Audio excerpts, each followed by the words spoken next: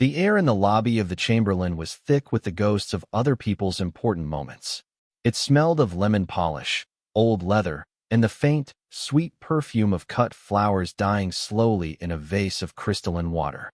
I stood at the marble check-in counter, a ghost in my own right, feeling as transient as the hushed conversations that evaporated around me. My life had become a series of such lobbies, of beige conference rooms and hotel beds that always felt too big and too empty. I was here for a 3-day symposium on synergistic market integration, a title so profoundly meaningless it had to have been conceived by a committee. I was an analyst, a job that required me to observe and predict patterns in data, yet I had failed entirely to predict the flat, gray pattern of my own existence. "I'm sorry, Mr. Albright," the clerk said, her smile a brittle, practice thing. "There seems to have been a mix-up with the booking agency. We have you down for the Kensington suite, but it's a single-room booking. 1 king bed." I blinked, the exhaustion of the flight pressing down on my eyelids.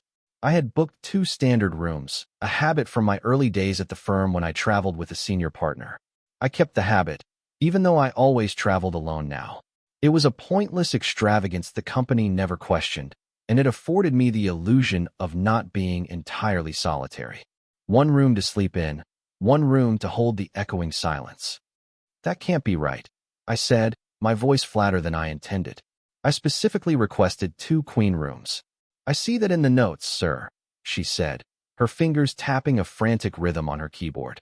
"But the suite was the only availability we had when the booking came through. It's an upgrade, of course. Complimentary. An upgrade to a more luxurious form of loneliness." "Fantastic." I was about to argue, to insist, to perform the dance of the mildly inconvenienced business traveler when a presence settled beside me. It wasn't a sound, but a shift in the air, a solidness that drew the eye. "Problem, Cynthia?" a low voice asked. I turned my head. He was a porter, dressed in the hotel's severe, dark uniform with its gold epaulettes and sharp creases. But the uniform couldn't contain him. He was tall, built with a kind of quiet, functional strength that suggested he did more with his days than just carry luggage. His hair was dark and cut short, and his eyes, a deep, unreadable brown, were fixed on the clerk's computer screen. He wasn't classically handsome in the way of magazine models, but his face had character. A strong jaw, a straight nose, and a mouth that looked like it didn't waste its time on easy smiles. "Mr. Albright's booking is for a single suite, but he was expecting 2 rooms," Cynthia explained, her voice taking on a slightly flustered edge. The porter's gaze flicked to me. It wasn't a cursory glance, it was an assessment. He took in my travel-rumpled suit, the briefcase clutched in my hand, the weariness I knew was etched around my eyes. He didn't offer a solution or an apology. He just watched me for a moment, his expression giving away nothing. Then he looked back at the screen. "The Kensington. It has a pull-out in the sitting area. It's comfortable enough," he said it not to me, but to Cynthia, a simple statement of fact. I was traveling with a colleague. I lied, the words tasting like ash. The lie was automatic, a defense against the pitying look I sometimes got when checking in alone. "Table for 1. Just the 1 room?" "Yes, just the 1. Always." The porter's eyes met mine again, and this time, I saw a flicker of something in their depths. Not disbelief, not suspicion, something closer to amusement. It was so fleeting I thought I might have imagined it. He gave a short, almost imperceptible nod. "Right," he said. He turned to Cynthia. "It's fine. I'll take care of it." He took the single key card from the counter where she had placed it. He didn't hand it to me directly. Instead, he held it up, pinched between his thumb and forefinger, forcing me to meet his gaze one more time. The space between us hummed with a strange tension. It was the lobby of a hotel, a place of polite fictions and professional courtesy, but this felt different. It felt personal. He stepped closer, and I caught his scent. Not cologne, but something clean and simple, like soap and fresh air and the faint, starchy smell of his uniform. He extended his hand, the one holding the keycard. As I reached to take it, he shifted his grip slightly. The back of his knuckles, warm and solid, brushed against the back of mine. It was a whisper of a touch, over in a second, but it sent a jolt straight through me, a startling little shock of electricity.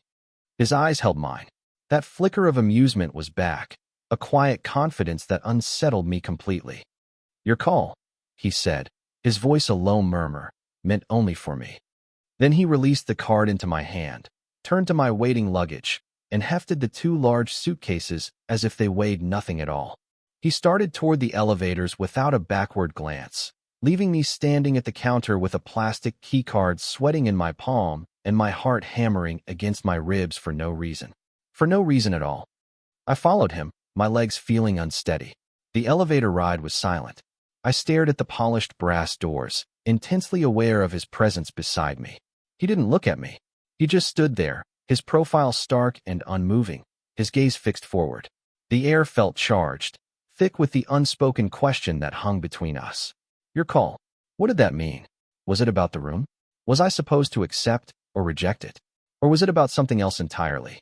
My mind, the analytical engine I used to dissect spreadsheets and market trends, went into overdrive, trying to process the data points, the assessing gaze, the hint of a smile, the deliberate, lingering touch of his hand against mine. The conclusion was absurd, a fantasy born of my own quiet desperation. He was a hotel porter. He was just being polite, efficient, and almost certainly straight. The elevator chimed softly, and the doors slid open onto a hushed, carpeted hallway. He led the way, his steps silent and sure. He stopped at a set of double doors at the end of the hall, swiped the keycard with a smooth, practiced motion, and pushed one of the doors open, holding it for me to enter. I stepped inside, and my breath caught. The Kensington suite was enormous. A large sitting room with a fireplace, a plush sofa, and floor-to-ceiling windows overlooking the city lights just beginning to twinkle in the dusk. An archway led to a bedroom with a bed so large it looked like a small continent. It was beautiful, opulent, and achingly empty. He brought my bags inside, setting them down carefully on a luggage rack. He didn't leave. He began a quiet tour, his voice a low rumble in the cavernous space. "Thermostat is here," he said, gesturing to a sleek panel on the wall. "Minibar is stocked daily. The remote for the television controls the sound system and the drapes as well." He walked over to the sofa. "And this is the pull-out. Like I said, it's comfortable. Housekeeping can make it up for your colleague." The way he said colleague was masterful. It was perfectly neutral, yet it carried the weight of our shared, unspoken knowledge. He knew I was lying. He knew I was alone. And he didn't care. Or worse, he found it amusing. I watched him move around the room, his presence filling a space that had felt overwhelmingly empty just moments before. He was all quiet competence, his hands moving with a purposefulness that I envied. He checked the latch on the window, straightened a cushion on a chair. He wasn't just dropping off bags. He was settling the room, taming it. My brain was still snagged on that moment at the counter. The brush of his knuckles. It was nothing. A clumsy accident. But it didn't feel like an accident. It felt like a signal, a question posed in a language I had almost forgotten how to speak. I was so used to being invisible, a quiet man in a gray suit, that any form of direct, physical acknowledgement felt like a spotlight. "Will there be anything else, Mr. Albright?" he asked, his tour complete. He stood near the door, his hand resting on the knob. I should have said no. I should have thanked him, handed him a tip, and let him leave. That was the script. That was the way these interactions were supposed to go. But the word no got stuck in my throat. The thought of him walking out that door, leaving me alone in this vast, silent suite, was suddenly unbearable. "Ice," I said, the word coming out a little too quickly. "I could use some ice." He nodded, his expression unchanging. "Of course. I'll be right back." And he was gone. The door clicked shut, and the silence rushed in to fill the space he had occupied. It was heavier now, more profound. I walked over to the window and looked out at the city. The lights were a glittering tapestry spread out below, thousands of little windows, each containing a life, a story. I felt utterly disconnected from all of them. I was a spectator, watching from behind a thick pane of glass. I spent the next 10 minutes in a state of suspended anxiety, replaying our brief encounter. I analyzed his tone, his posture, the precise duration of his gaze. It was what I did with data sets, searching for meaning, for a pattern that would reveal a hidden truth. But this wasn't data. This was a man whose name I didn't even know. I was running a hand through my hair, trying to force myself to calm down, when a soft knock came at the door. I opened it. He was there, holding a silver ice bucket, condensation beating on its polished surface. "Here you are," he said. I reached for the bucket, and this time I was prepared. I was ready for the casual brush of our hands, ready to classify it as incidental and move on. But he was cleverer than that. As I took the handle, he didn't let go immediately. His fingers, strong and warm, closed over mine for a fraction of a second, a moment of shared ownership of the simple, cold object. His eyes met mine over the top of the bucket. "If you need anything else," he said, his voice dropping a little lower, "don't use the phone. Just press the service button on the wall panel. It comes directly to us on the floor." He was telling me how to reach him. Specifically him. There was no other way to interpret it. My heart did a slow, heavy roll in my chest. This was real. This was happening. "Okay," I managed to say, my voice sounding thin. "Thank you." He gave a slow nod, his gaze lingering on my face for a beat too long before he finally released the bucket and stepped back. He turned and walked away down the hall, his posture as straight and confident as before, leaving me once again with my pulse thrumming and a head full of unanswerable questions. I closed the door and leaned against it, the cold metal of the ice bucket pressing into my stomach. I looked around the silent, opulent suite. It was no longer just an empty room. It was a stage. And I had the distinct feeling that I was no longer the only actor on it. The game, whatever it was, had begun. And the next move, I realized with a fresh jolt of panic and exhilaration, was mine. I spent the next hour doing nothing. I didn't unpack. I didn't turn on the television. I just sat on the edge of that enormous bed, the ice bucket sitting on the nightstand beside me, its contents slowly melting, and I thought.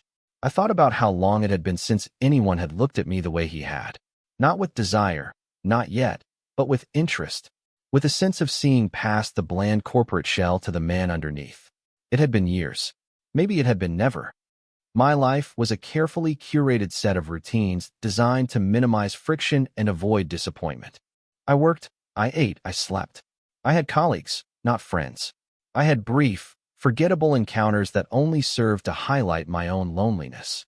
I had built a fortress of solitude around myself, and now, a stranger with knowing eyes and warm hands had just walked up to the gate and found it unlocked.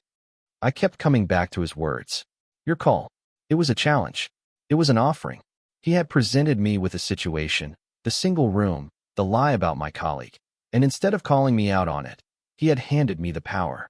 He had seen my fiction and, rather than dispelling it, had offered to become a character in it. Or perhaps, he was inviting me to write a new story altogether. The absurdity of the situation was not lost on me. I was a 34-year-old man, a senior analyst for a company that valued discretion and conformity above all else, and I was contemplating some kind of clandestine flirtation with a hotel porter. It was reckless. It was unprofessional. It was, quite possibly, the most exciting thing that had happened to me in a decade. I looked at the service button on the wall panel, a small, innocuous square of plastic. It felt like a direct line to a different kind of life, a life where you took risks, where you answered challenges, where you didn't let fear make all your decisions for you. My hand trembled as I reached out and pressed it. The response was almost immediate. A soft chime, and then a voice from a small speaker next to the button. It was his voice. Of course it was. "Service. How can I help?" My throat went dry. I hadn't thought this far ahead. I had no request, no excuse. My mind was a complete blank. I stammered, feeling like a fool. I need a corkscrew." "A corkscrew," his voice repeated, flat and professional. I could picture his face, the unreadable expression, the slight, hidden smile. "Yes." "For a bottle of wine," another lie. There was no wine. There was a pause. It stretched for what felt like an eternity. I was sure he was going to call my bluff, to ask what vintage, to send someone else. "I'll be right there," he said, and the line clicked off. The panic returned, sharp and cold. This was a mistake. I was playing a game whose rules I didn't understand, against an opponent who seemed to be several moves ahead of me. I paced the length of the sitting room, my hands shoved in my pockets, my carefully constructed composure unraveling with every step. What was I doing? What did I even want to happen? The knock came again, just as soft as before. I took a deep breath, smoothed down my tie, and opened the door. He stood there, holding a silver corkscrew in the palm of his hand. He wasn't looking at me, but past me, into the room. His eyes scanned the empty surfaces. "Where's the bottle?" he asked, his gaze finally settling on my face. There was no judgment in his eyes, only a quiet, patient curiosity. The lie died on my lips. There was no point in continuing the charade. He knew. He had known from the beginning. "There isn't one," I said, my voice barely a whisper. He didn't seem surprised. He just nodded slowly, a long, considering motion. He stepped across the threshold, and I instinctively moved back, letting him into the room. He closed the door behind him, the soft click echoing in the stillness.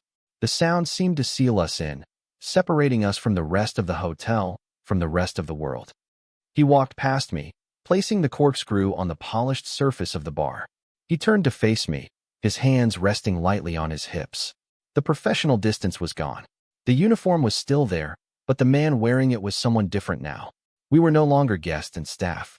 We were just two men, alone in a room. "My name is Leo," he said, his voice calm and even. "Julian," I replied, the name sounding foreign on my own tongue. He took a step closer. My breath hitched. He was close enough now that I could see the fine lines around his eyes, the dark stubble shadowing his jaw. He still smelled of soap and clean linen, but underneath it, there was something else, something warm and alive. "Julian," he repeated, testing the name. He looked me over again, that same thorough, assessing gaze from the lobby. But this time, it felt different. It wasn't just observation. It was appreciation. "You look tired when you checked in." "I am," I admitted.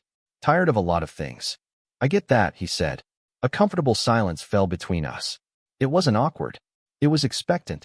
He was waiting for me. He had answered my summons. He had entered my space, and now he was waiting for me to make the next move. He was giving me the control he had offered me from the very beginning. "Your call." My heart was a frantic bird beating against the cage of my ribs. Fear and desire were warring within me, a paralyzing, exhilarating conflict. The fear told me to thank him and show him the door, to retreat back into the safety of my gray, predictable life. The desire, a long dormant thing, urged me to close the small distance between us, to find out if the quiet confidence in his eyes was something I could touch, something I could taste. He must have seen the conflict on my face. A corner of his mouth lifted in that small, almost smile. "It's just a room, Julian," he said softly. "You don't have to decide your whole life tonight." And with that, he broke the spell. He gave me an out. He wasn't pushing, wasn't demanding. He was simply there. An opportunity, a possibility. And in that moment, I knew that if I let him walk out that door, I would regret it for the rest of my life. I would lie awake in 1,000 other empty hotel rooms, wondering what would have happened if, for once, I had been brave. I took a breath, and I made a call. "Don't go," I said. The words hung in the air between us, simple and stark. Leo's smile, the real one this time, finally broke through. It transformed his face, chasing away the last of the professional reserve. It was a slow, beautiful thing. "All right," he said. "I won't." The days of the conference passed in a blur of PowerPoint presentations and forced networking. I sat through talks on data analytics and emerging markets, my mind a million miles away. I was a phantom in my own life, my body going through the motions while my thoughts were consumed by Leo. He worked the evening shift, from 3 until 11. Our time together was confined to the late hours of the night and the slow, quiet moments of the early morning. It was a strange, suspended reality, existing only within the four walls of the Kensington suite. He would arrive after his shift, letting himself in with his own key. He'd be in his uniform, and the first thing he would always do was strip it off, folding it with a precise, practiced care and setting it on a chair. Underneath, he was just a man in a plain t-shirt and jeans. The transformation was always startling, a shedding of the role he played for the world. We didn't talk much at first. There was an initial awkwardness, a sense of two strangers trying to navigate an intimacy that had sprung up too quickly. We would sit on the couch, a respectable distance between us, and watch the city lights from the window. He asked me about my job, and I tried to explain it, but the words felt hollow and meaningless in that room. My life outside the hotel felt like a story about someone else. He, in turn, told me about his. He spoke of the endless parade of guests, the ridiculous requests, the small human dramas he witnessed every day. He was a quiet observer, much like me, but his observations were of people, not numbers. He had a dry, understated sense of humor that would emerge in unexpected moments, and his laugh was a low, rumbling sound that made my chest ache. One night, he brought food. 2 cardboard boxes of noodles from a tiny place in Chinatown he said was the best in the city. We ate sitting on the floor, our backs against the couch, the television playing some old movie with the sound turned down low. It was the most normal, most domestic thing I had done in years. "You're always so serious," he said, nudging my foot with his. "What do you think about when you're staring off into space like that?" I shrugged, embarrassed. "Patterns. Probabilities. Trying to make sense of things." "Does it work?" he asked, his expression genuine. "With data, yes," I said. "With people, not so much." "People aren't data sets, Julian," he said softly. "You can't predict them. You just have to experience them." He held my gaze, and I felt that familiar jolt, the feeling of being truly seen. We hadn't touched much. A hand on the arm, a brush of knees. It was a slow, careful exploration, a dance of proximity. The physical tension between us was a constant, humming presence in the room, a third occupant in our quiet world. I was terrified of it, and I craved it more than I had ever craved anything. I was afraid that if we crossed that line, the fragile, magical bubble we had created would burst. He seemed to understand. He never pushed. He let me set the pace, always waiting, always giving me the choice. His patience was a gift, a silent acknowledgement of the fear he must have seen in my eyes. He was teaching me, in his own quiet way, how to be present, how to stop analyzing and just be. The breakthrough, when it came, was unexpected. It was late, maybe 2 in the morning. A storm had rolled in, and rain was lashing against the massive windows. The sound filled the room, a constant, soothing white noise. We were on the couch, closer than usual, sharing the warmth of a cashmere throw blanket from the bedroom. Leo was quiet, his head leaned back against the cushions, his eyes closed. I watched the steady rise and fall of his chest. His face, in repose, looked younger, more vulnerable. The sharp angles seemed to soften in the dim light. I found myself tracing the line of his jaw with my eyes, the curve of his mouth. The yearning in my chest was a physical thing, a heavy, painful weight. Without opening his eyes, he spoke. "You can touch me, you know." His voice was a low murmur, almost lost in the sound of the rain. My heart stopped. I froze, my hand hovering in the air halfway between us. He opened his eyes and turned his head to look at me. His expression was soft, open, completely devoid of the playful challenge I was used to. This was something else. This was vulnerability. "I'm not made of glass, Julian," he said. My hand was trembling. Slowly, tentatively, I reached out. I didn't touch his face or his chest. I touched his hand, the one that rested on the cushion between us. My fingers brushed against his, and he immediately responded, turning his palm up, his fingers lacing through mine. His hand was warm and strong, his skin slightly rough from work. The contact was electric, a current of pure, unadulterated feeling that shot up my arm and spread through my entire body. It was more intimate than any kiss I could have imagined. It was a connection, solid and real. We sat like that for a long time, our hands intertwined, the rain drumming against the glass, the silence in the room no longer empty, but full. Full of everything that we hadn't said, everything that we were just beginning to understand. In that moment, holding his hand, I realized how starved for simple human touch I had been. Not the fleeting, anonymous touches of a stranger in a bar, but this quiet, deliberate act of connection. It was grounding. It was real. He brought my hand to his lips and pressed a soft, warm kiss to my knuckles, right on the spot where he had first touched me at the check-in counter. It was a deliberate, symbolic gesture, a closing of a circle, a beginning of a new one. My breath hitched, and I felt a stinging in my eyes. I had spent so long building walls to protect myself that I had forgotten what it felt like to have someone on the inside with me. "Hey," he whispered, his thumb stroking the back of my hand. "You okay?" I couldn't speak. I just nodded, turning my head to look out at the rain-streaked window, at the blurred city lights that looked like watercolors. I wasn't just okay. I was something I hadn't been in a very long time. I was found. The final day of the conference arrived like a death sentence. My flight was at 6 in the evening. The thought of leaving, of this bubble bursting and returning me to my gray, solitary life, was a physical pain in my chest. Our time was running out. Leo's shift ended at 3. He arrived at my room looking tired, the lines around his eyes more pronounced. He didn't take off his uniform right away. He just stood in the middle of the room, looking at my partially packed suitcase on the bed. The sight of it, a tangible symbol of my departure, hung between us like a guillotine. "So that's it, then," he said. It wasn't a question. "My flight's at 6, I said, my voice hollow. He nodded, his gaze distant. The easy intimacy of the past few nights had evaporated, replaced by a tense, heavy awareness of the impending end. The clock was ticking, and we could both hear it. I wanted to say something, anything, to stop it.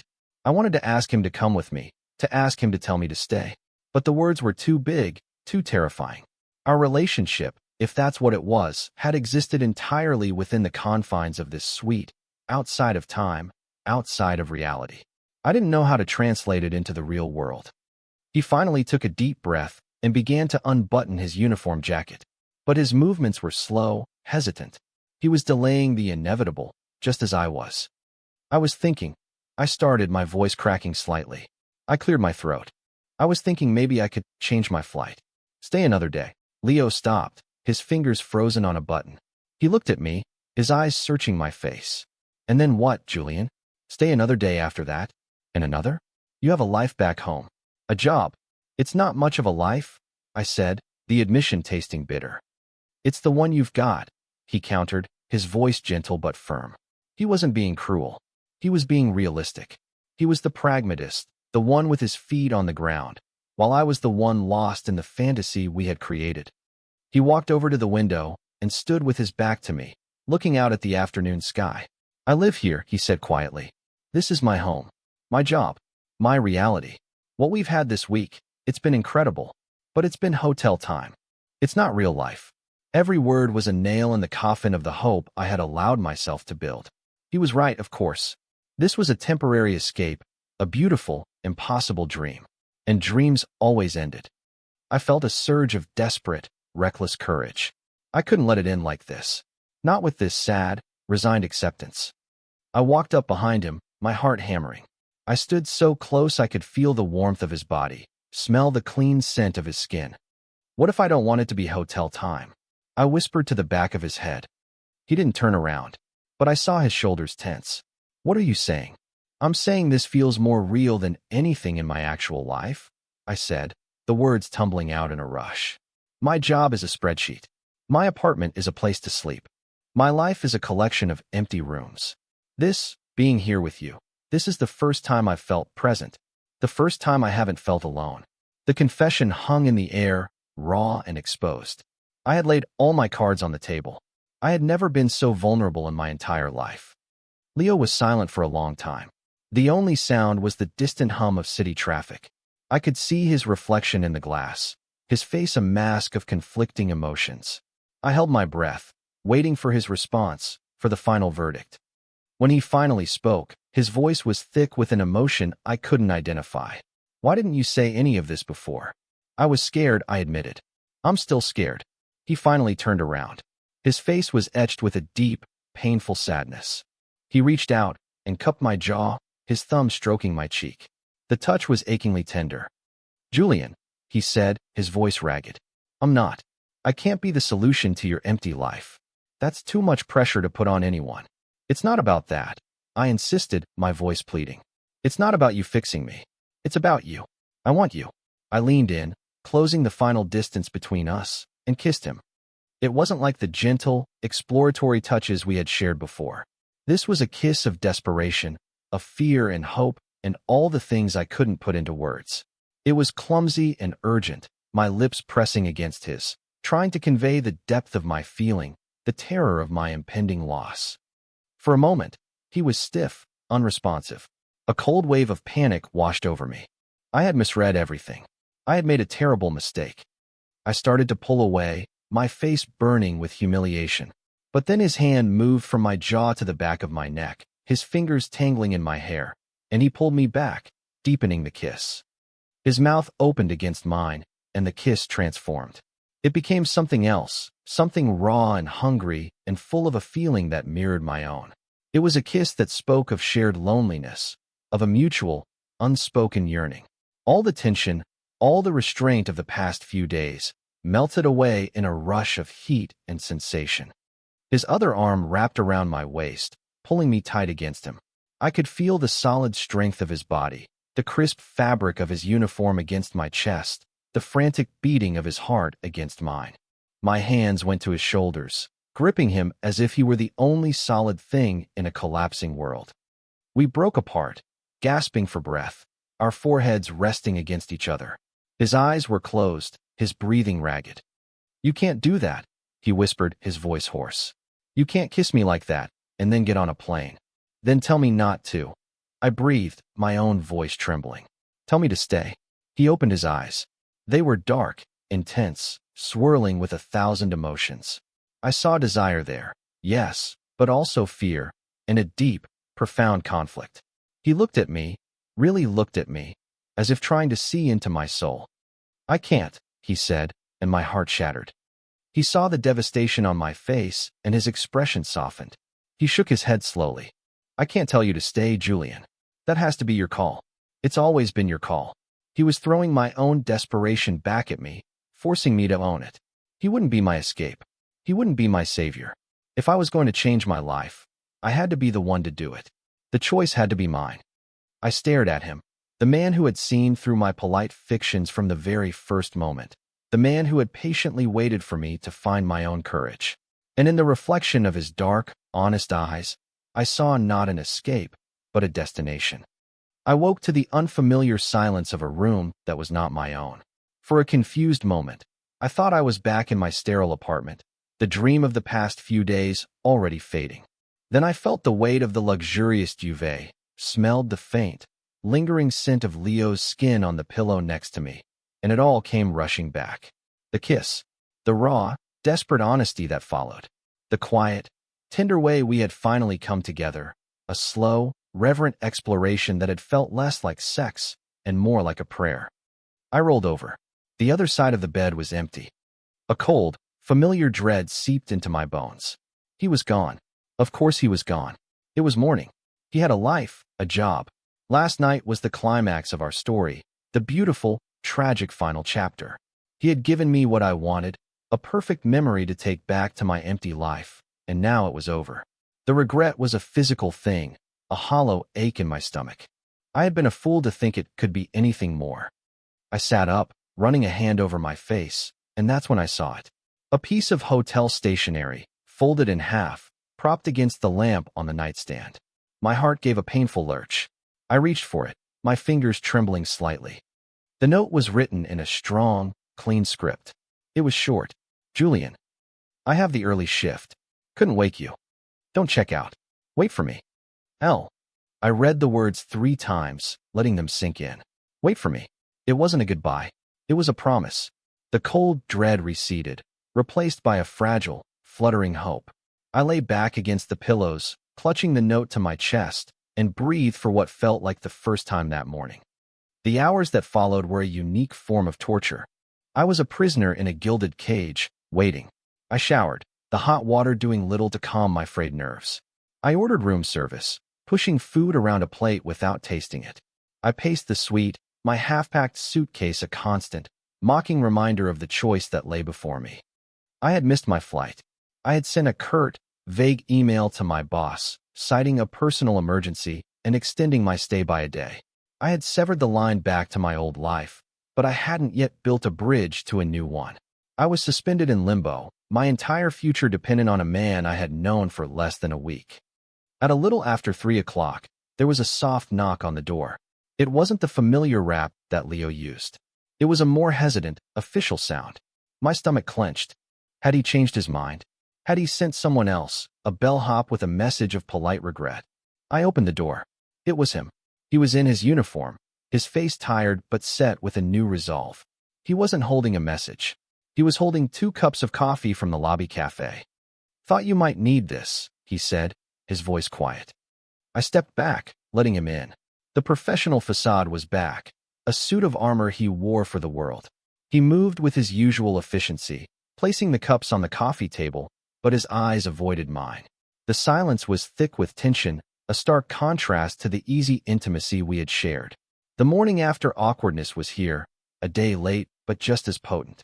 I was terrified that he regretted it, that the harsh light of day had exposed our night together as a foolish mistake. Leo, I started, my voice unsteady. He finally looked at me, and I saw the exhaustion and the conflict in his eyes. Last night, he began, and then stopped, searching for the words. That wasn't just hotel time. Not for me. Relief washed over me so powerfully I felt dizzy. Me neither. He gave a small, tired smile. I know. He sat down on the couch, gesturing for me to join him. I sat on the opposite end, a chasm of plush upholstery between us. He picked up his coffee, cradling the warm cup in his hands. I've been thinking all day. About what you said. About us. And, I prompted, my nerves stretched to their breaking point. And I'm scared, too, he admitted, his gaze fixed on the coffee. I'm not good at this, Julian. I've been on my own a long time. It's easier. I know, I whispered. It is. But last night, he continued, finally looking at me, his eyes dark and serious. Waking up next to you this morning, it didn't feel complicated. It just felt right. It felt like I wasn't alone in my own city for the first time in a long time. His confession mirrored my own, a perfect echo of my feelings. We were two solitary men who had stumbled into a shared space and found, to our mutual astonishment, that it felt like home. But the real world was still there, waiting to intrude. The ticking clock of my extended stay, the job I had abandoned, the separate lives we had lived. This was the test. Could we build a bridge across the chasm between us? So what happens now? I asked, the question hanging in the air, heavy with the weight of our uncertain future. I can't stay in this hotel forever. I know, he said. He took a slow sip of his coffee, his gaze thoughtful.